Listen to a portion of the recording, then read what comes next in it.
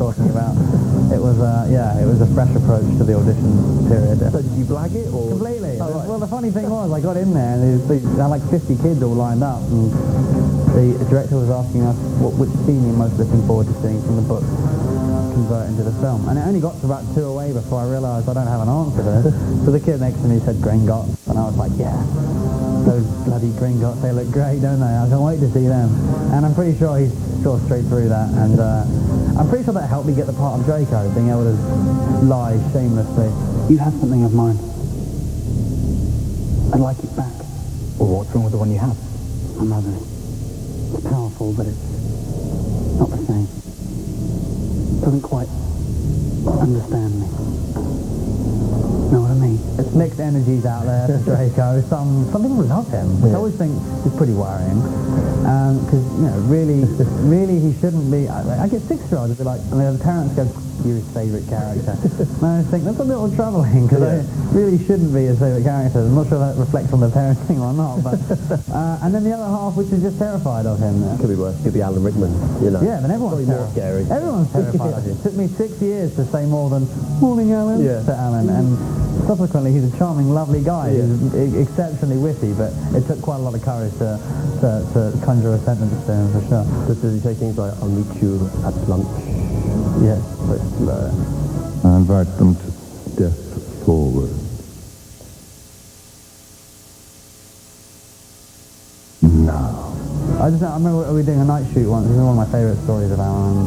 He was just standing there, usual. And I was like, you all right, Alan? And it took about 10 seconds. I'm not going to do it for dramatic effect now. It took a long time. Just said, I peaked. And left it at that and turned out. And I didn't know whether it was a joke at the time, but yeah, every time I tell that story, I remind myself that he was a real joker and a master of dry wit.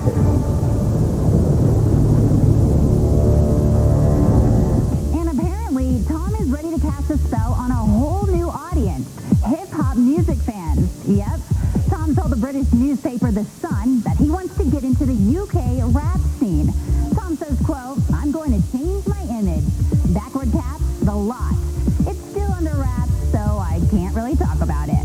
I will believe that when I see it. So that's what's going on with Tom. And as for Emma Watson, she's going back to school, but not in the U.S. We've got that, and Sarah Jessica Parker talks Sex and the City right now.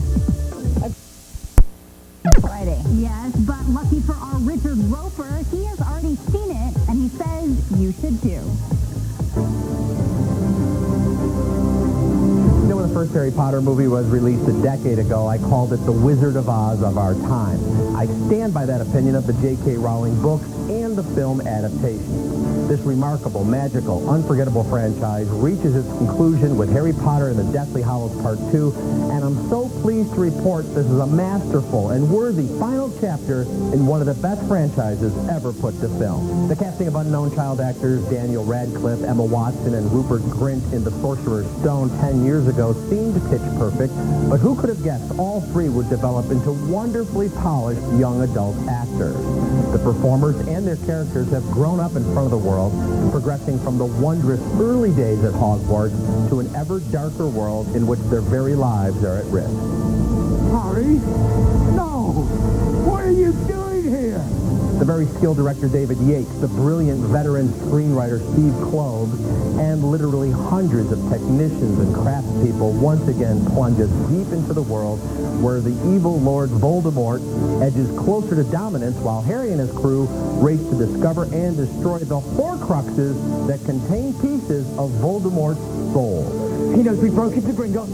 He knows what we took, and he knows we're hunting Horcruxes. Ralph Fiennes is a suitably horrific and occasionally darkly funny villain, but it's Alan Rickman who deserves a Best Supporting Actor nomination for his work as Professor Severus Snape, one of the most complex characters in the franchise. Rickman's line readings teeter on the edge of hamminess, but there's also great depth and conflict in this man's heart. Anyone here has any knowledge of Mr. Potter's movements this evening? I invite them to step forward. Radcliffe has been the solid center of the Harry Potter series for all these years, and he has perhaps his best moments in the scenes when he realizes the sacrifices he must make for the greater good. Watson and Grint are nearly flawless, and there are some priceless extended cameos from a half dozen or more familiar adult characters, the teachers and the parents, played by world-class performers such as Maggie Smith and Jim Broadbent. The special effects are top-notch, the sense of menace is real, the love stories are beautiful and touching, and the finale blends just the right touch of melancholy and hope. Let's finish the story we started. Together. Harry Potter and the Deathly Hallows Part 2 is a rousing, thrilling, funny, moving, and inspirational final stop in one of the great cinematic journeys of our time. I give it an A+. I'm Richard Roper. You can get all my reviews at richardroper.com and on Reelz Channel, TV About Movies.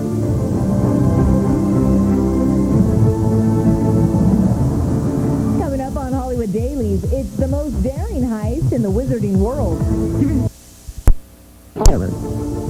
Daniel Radcliffe will be making his final appearance as the orphaned boy wizard in Harry Potter and the Deathly Hallows Part 2, but he's had some notable non-Potter roles as well. Daniel Radcliffe in today's Actor Spotlight.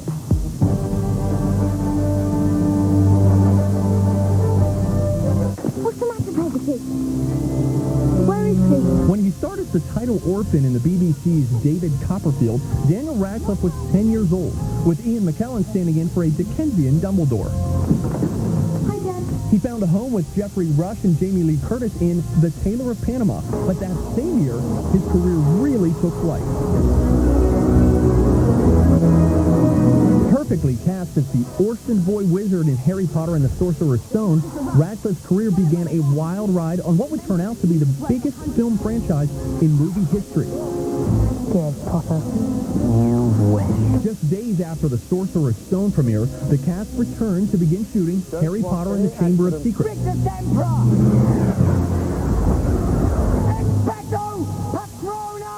Harry Potter and the Prisoner of Azkaban saw a more mature teenage wizard fighting Dementors. Dragon.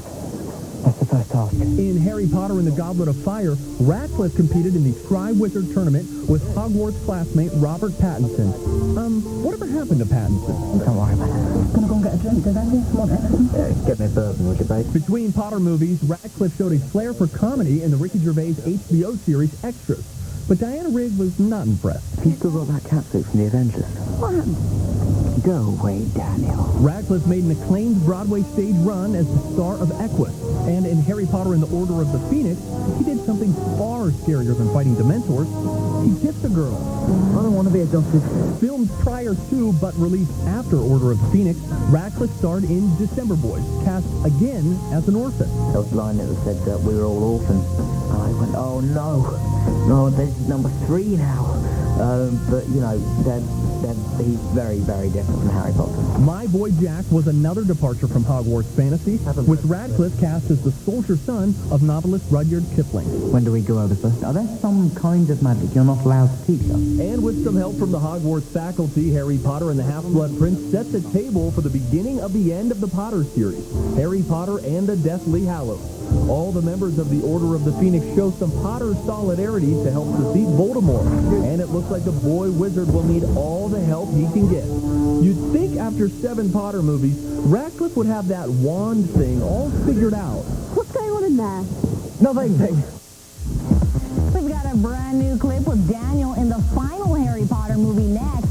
And don't miss tomorrow's Hollywood Dailies. We've got the best Emmy nomination coverage around. Plus, we'll take you to the London set of the final Harry Potter movie with Hermione and Ron, Emma Watson, and Rupert Grint. This Saturday.